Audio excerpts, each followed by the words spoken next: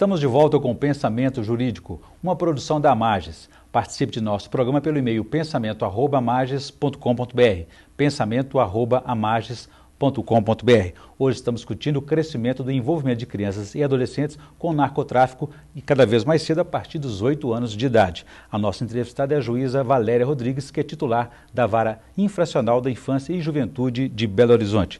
Doutora Valéria, deixei então uma questão para a senhora no bloco anterior sobre a realidade desses meninos e meninas jovens envolvidos aí com o narcotráfico em Belo Horizonte.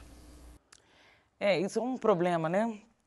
Mais de saúde, mais social do que você levar para a área da criminalidade, de repressão, né? De sancionamento. Eu entendo que essas crianças e adolescentes precisam de mais proteção, de acolhimento, de políticas públicas preventivas do que repressão. Até porque já é uma realidade que a dependência química, o usuário de droga não pode ser apreendido, não vai ser encarcerando essas crianças. Não basta esse rigor, né? Não é o encarceramento, a abstinência que vai tratar um dependente químico. Mas se a gente for fazer uma análise do que leva uma criança tão cedo, né, com 8 anos, experimentar a droga, primeiro que eu acho que ela está sinalizando que alguma coisa ruim está acontecendo com ela. Ela perdeu a referência de mundo também, Sim. Né? Então nós temos que trabalhar com essa criança na parte terapêutica, na parte de acolhimento, com uma equipe técnica especializada que vai diagnosticar: é um problema de desestrutura familiar? É um problema social, externo, na escola? O que está acontecendo com essa criança? Ela precisa de um tratamento específico. Existe uma equipe específica para isso lá? Sim. Como é que ela é formada? O judiciário tem os técnicos, né, preparados para isso, que são psicólogos, assistentes sociais, que fazem todo o relatório, o levantamento psicossocial da estrutura daquela criança e da família e propõem ao juiz quais são os caminhos, os tratamentos para a gente resgatar aquela criança e a família. Porque quando a gente vai ver, 90% desses problemas vêm de dentro da família. O restante vem da escola, de conflitos dentro da escola. Mas a maioria dessas crianças, quando a gente vê o que está levando ela a usar a droga, é uma desestrutura familiar, problemas dentro de casa, não que sejam pais ruins ou mães ruins, entendeu? Às vezes é a forma que está conduzindo a educação, o acompanhamento dessa criança. E sem falar também que o mundo do narcotráfico, os traficantes estão cada vez mais ousados e sabem dessas brechas legais e usam as crianças colocando na linha de frente do crime. Sim, o que a gente vê muito, infelizmente, é que os pais e as mães precisam sair para trabalhar. Todo mundo sai cedo, né? É o que as mães nos relatam lá no CIA, saem muito cedo para trabalhar. Aí vem o problema social, onde deixar seu filho, qual a creche, então eles ficam soltos na rua. Aí vem, paralelamente, o que você falou, da lei, que a lei infanto-juvenil, ela não é tão repressora quanto a do adulto, né, na punição. Então, os traficantes pegam essas crianças para fazer a venda ou outras atividades ligadas ao tráfico de drogas, porque sabe que a sanção vai ser diferente. Então, é uma coisa tão complexa que a gente tem que desmontar isso. Então, o que está acontecendo com a criança? Por que ela está o dia inteiro na rua, não está na escola ou não está numa creche? Então, o judiciário vai procurar o quê? Encaminhar essa criança para atividade esportiva, cursos profissionalizantes, escola, se está fora da escola, por quê? E também na parte da família, principalmente dos pais, trabalhar com uma nova visão de educação, de formação, para criar os filhos. É importante esse envolvimento, né? Porque essa liberdade que a criança sente com o abandono, o distanciamento dos pais, mistura-se essa sedução do prazer das drogas e depois vem o caminho da destruição, porque as drogas estão cada vez mais devastadoras, né? Eu vejo que o problema das drogas é uma coisa muito séria, porque é um caminho que eu vejo que não tem volta.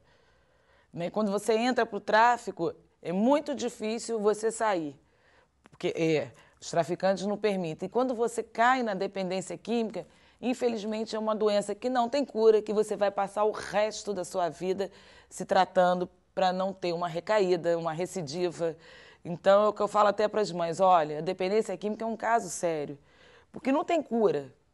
Você vai ter que se tratar para o resto da vida. Se você interrompe o tratamento, você corre o risco de seu filho retornar ao uso. Ele pode ficar 1 ano, 2 anos, que eles chamam de limpo, né, sem usar a droga, mas fatalmente, se não tiver aquele acompanhamento para o resto da vida, ele pode retornar.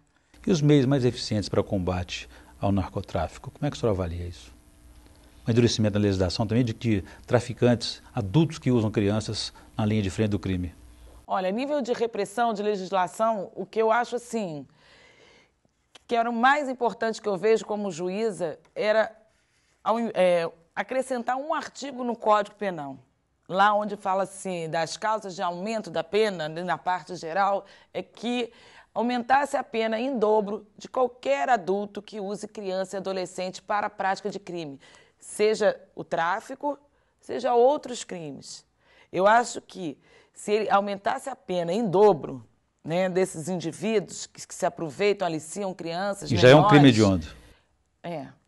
Mas não há essa causa de aumento específica e forte, né? Uma punição muito dura para esses indivíduos.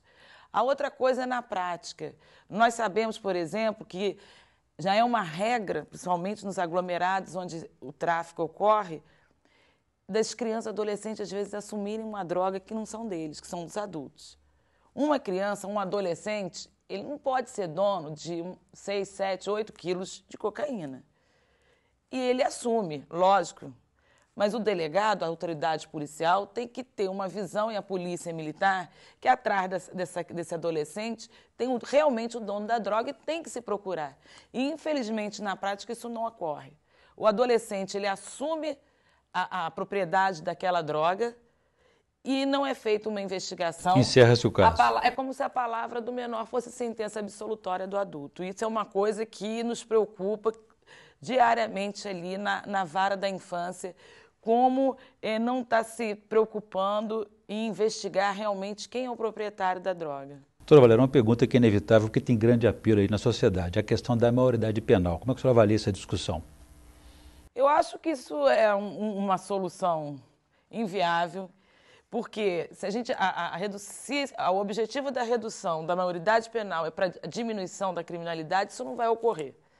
Porque eles vão continuar praticando crime, os adolescentes vão continuar, mesmo você reduzindo, né, para 16 anos, eles vão arregimentar crianças mais cedo ainda, e não é depositando esses adolescentes em cadeias e presídios hoje, que são depósitos humanos, onde não há nenhuma proposta pedagógica dentro do presídio, você não tem curso, você não tem psicólogo, você não tem uma estrutura. São aquelas pessoas que ficam sentadas ali naquele pátio, fazendo falso sequestro. Pelo menos aonde os adolescentes cumprem as medidas socioeducativas, principalmente a privativa de liberdade de internação, desde a hora que acorda até a hora que dorme, eles têm atividades. Escola, curso profissionalizante, esporte. Então, há uma reinserção desse adolescente na família e na sociedade, o que não ocorre com o adulto. Então, acho que a sociedade tem que repensar isso, e não é assim que nós vamos diminuir a criminalidade, é com a prevenção e não com o aumento da repressão. Muito bem, vou fazer um novo intervalo. No bloco seguinte, a gente vai discutir um pouco da situação desse tratamento no interior de Minas Gerais. A gente volta em instantes.